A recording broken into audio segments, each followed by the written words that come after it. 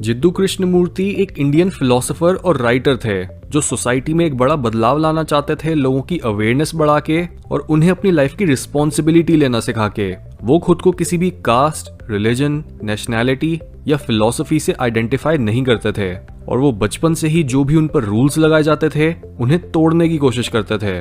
कृष्णमूर्ति की फिलोसफी ऐसी है जिसमें वो आपको आपके लेवल पर आके बात करते हैं और वो खुद को कोई बहुत महान या सुपीरियर इंसान नहीं बल्कि एक साधारण इंसान की तरह दिखाते थे और अपने लेक्चर्स में ऑडियंस को बोलते थे कि चलो आज हम साथ में सच को ढूंढने की कोशिश करते हैं। इसलिए अपनी मेंटल क्लैरिटी बढ़ाने और पर्सनल ग्रोथ को एक बूस्ट देने के लिए हम इस एपिसोड में कृष्णमूर्ति के कई जरूरी लाइफ लेसन्स को डिस्कस करेंगे। Lesson number 1, self knowledge never ends. Krishnamurti बोलते हैं कि जितना तुम खुद को जानोगे उतनी ही तुम्हारी क्लैरिटी बढ़ेगी।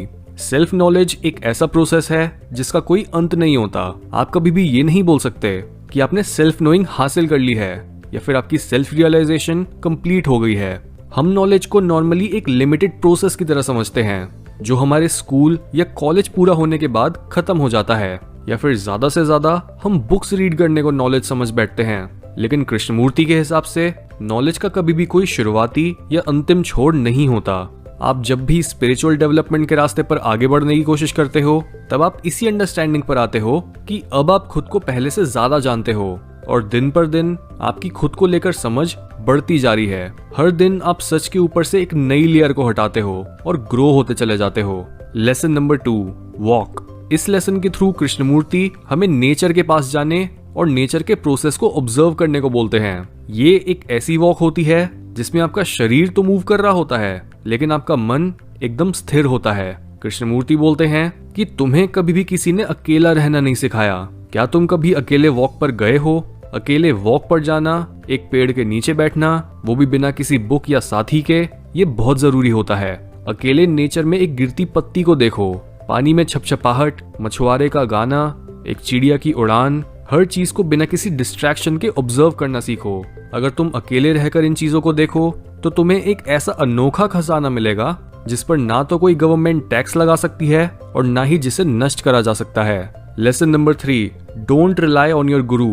कृष्णमूर्ति को कोई भी अथॉरिटी या फिर अपने ऊपर कोई कमांड देता इंसान नहीं पसंद था, क्योंकि उनके हिसाब से प्रॉब्लम अपने आप में गुरु या मास्टर बनाने में नहीं है, बल्कि प्रॉब्लम यह है कि एक गुरु होने से एक शिष्य के मन में ये एक्सपेक्टेशन आ जाती है कि मैं सच को जानने और खुद को बेहतर बनाने के लिए मेहनत तो कर रहा हूँ, लेकिन अगर मैं किसी मुश्किल में फंस गया तो मेरे गुरु मुझे वहां से भी निकाल लेंगे। इस तरह की सोच एक इंसान को पूरी तरह से अपनी रिस्पॉन्सिबिलिटी लेने से रोकती है। एक गुरु का काम कभी भी आपको आपकी मुश्किलों से बाहर निकालना नहीं, बल्कि बस आपको ये सिखाना होता है कि आप खुद कैसे अपनी प्रॉब्लम्स को सॉल्व कर सकते हो। आपका गुरु आपके लिए सच के रास्ते पर नहीं चल सकता। ये एक ऐसा काम है जो आपको खुद ही करना पड़ता है। इसलिए कभी भी किसी अथॉरिटी के सहारे मत बैठे रहो कि आपका टीचर, गुरु, रिलीजन या पॉलिटिशियन कोई भी आकर आपको बचाएगा। जो सीखने का है वो लोगों से सीखो और फिर खुद अपनी मेहनत और लगन के बेसिस पर आगे बढ़ो। Lesson number 4, be passively aware. Krishnamurti बोलते हैं कि बिना अपने ख्यालों और फीलिंग्स के बारे में अवेयर हुए हम ये समझ ही नहीं सकते कि सही तरह से एक्ट कैसे करा जाता है और सही तरह की सोच क्या होती है।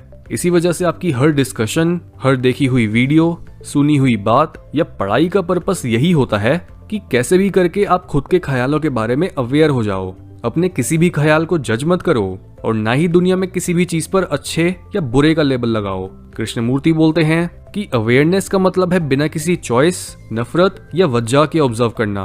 अवेयरनेस वो ऑब्जर्वेशन होती है जिसकी मदद से एक्सपीरियंस करने वाले और जो एक्सपीरियंस खुद है उनके बिना सच को देखा और समझा जा सकता है। अवेयरनेस में कोई मैं या तू नहीं होता। आप बस पैसिवली यानी बिना किसी पक्षपात के किसी प्रॉब्लम या सॉल्यूशन को देख पाते हो और उसे पूरा खिलने देते हो ताकि आप उसे एज इट इज जान सको। Lesson number 5, separation breeds violence. Jiddu Krishnamurti बोलते हैं कि जब भी हम खुद को हिंदू, मुस्लिम, क्रिश्चियन या यूरोपियन या कोई भी दूसरी आइडेंटिटी के साथ जोड़ते हैं तब हम वायलेंट बन रहे होते हैं, क्योंकि इस तरह से खुद को दूसरों से अलग लेबल करने से हम अपने और दूसरों के बीच एक सेपरेशन क्रिएट कर देते हैं। और जब भी हम अपने बिलीफ, नेशनैलिटी, रिलीजन या ट्रेडिशन के बेसिस पर सेपरेशन बनाते हैं तब हिंसा का होना तय है। इसी वजह से जो भी इंसान शांति और सच की तरफ बढ़ता है वो ये बोलने लगता है कि वो किसी देश, किसी धर्म या फिर किसी पॉलिटिकल पार्टी से बिलोंग नहीं करता। वो बस पूरी इंसानियत को समझने से मतलब रखता है और सेपरेशन इस सच में बाधा डालती है। Lesson number 6, be free of desire. Krishnamurti बोलते हैं कि कुछ ना चाहने, कुछ ना बनने और कहीं ना जाने में सबसे गहरी तरह की खुशी छुपी होती है। बहुत से लोग हर समय कहीं जाना चाहते हैं, वो कुछ बनना चाहते हैं और हर चीज करने के बाद भी उनमें कोई सेटिस्फैक्शन नहीं आती। हर डिजायर हमें बांध कर रख देती है और हम खुशी और फुलफिलमेंट को अपने से बाहर ढूंढने लगते हैं। लेकिन ये रास्ता आप खुद के लिए नहीं बनाते, बल्कि सोसाइटी आपको बना कर देती है। नेचुरली हर इंसान अपने ही पैशंस और इंटरेस्ट्स को परस्यू करता, लेकिन पेरेंट्स, टीचर्स और सोसाइटी हमें सेफ खेलने और हर वो काम करने को बोलती हैं जो वो खुद नहीं कर पाई। जबकि कृष्णमूर्ति के हिसाब से एक अच्छी जिंदगी वो होती है जिसे आप दूसरों की एक्सपेक्टेशंस पर वेस्ट करने के बजाय खुद के बनाए रास्ते पर चलते हो और खुद ही सच का फर्स्ट हैंड एक्सपीरियंस लेते हो।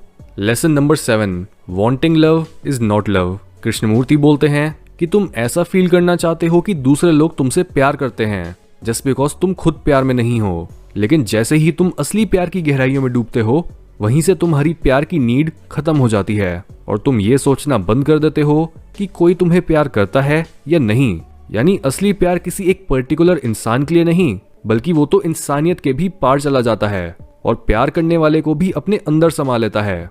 लेकिन जिस चीज को हम प्यार बोलते और समझते हैं, वो बस एक फिजिकल अट्रैक्शन या साइकोलॉजिकल प्रोजेक्शन होती है जिसमें हम दूसरे इंसान से कुछ लेना चाहते हैं, पर असल में हम उनमें खुद को ही ढूंढने की कोशिश कर रहे होते हैं। इसी वजह से असली प्यार को फील करने के लिए आपको कोई दूसरा इंसान नहीं चाहिए होता, आपको बस खुद के अंदर जाकर खुद की महत्वहीनता समझने की हिम्मत चाहिए होती है। असली प्यार आपकी ईगो को डिसॉल्व करके आपको एक खुद से बड़ी रियलिटी से जोड़ देता है। हमारा प्यार तो ऐसा होता है जो आज है और कल नहीं। आप आज किसी को चाहते हो और कल उससे बात करके और उसकी 2 बातें जानकर उसे चाहना बंद कर देते हो। लेकिन जिस प्यार की कृष्णमूर्ति बात कर रहे हैं, उसका ना तो कोई जन्म होता है और ना ही कोई अंत। वो प्यार एक पवित्र नदी की तरह होता है जिसमें आप भी डुबकी लगाकर खुद को साफ कर सकते हो। इसलिए अपनी प्यार की बाउंड्रीज को सिर्फ इंसानों तक सीमित मत रखो। दूसरों में खुद को नहीं, बल्कि खुद में दूसरों को ढूंढने से शुरुआत करो और देखो कि आपको क्या मिलता है। Lesson number 8, aggression comes out of fear. अगर इस धरती पर हर इंसान डरना बंद कर दे तो ये पक्का है कि इस दुनिया से धीरे धीरे करके अग्रेशन गायब हो जाएगा और लोग दूसरों पर गुस्सा करना या उन्हें नीचा दिखाना भी बंद कर देंगे। कृष्णमूर्ति बोलते हैं कि जो इंसान डरा हुआ नहीं होता वो अग्रेसिव भी नहीं होता। एक ऐसा इंसान जिसमें कोई डर की भावना नहीं होती, वो एक बहुत ही फ्री और पीसफुल इंसान होता है। हमें नेचुरली दूसरों से लड़ने की जरूरत भी तभी फील होती है जब हमें ऐसा लगता है कि हम खतरे में हैं और हमें खुद को सुरक्षित रखने की जरूरत है। इसलिए हम डिफेंसिव हो जाते हैं। इसी वजह से जो लोग सबसे ज्यादा गुस्सा करते हैं या आपकी नॉर्मल बातों पर भी ऑफेंड हो जाते हैं, वो इसलिए ऐसा करते हैं क्योंकि वो अंदर से बहुत ही डरे हुए होते हैं। हर तरह के डर की जड़ होता है मौत का डर। इसलिए दुनिया में शांति लाने का एक बहुत जरूरी हिस्सा होता है अपनी मौत की रियलिटी को एक्सेप्ट करना और ये समझना कि सिर्फ वो इंसान ही अपनी लाइफ में सच्ची खुशी ढूंढ पाता है जो अपनी डेथ में भी खुशी ढूंढ लेता है, क्योंकि डेथ के बिना लाइफ अधूरी है।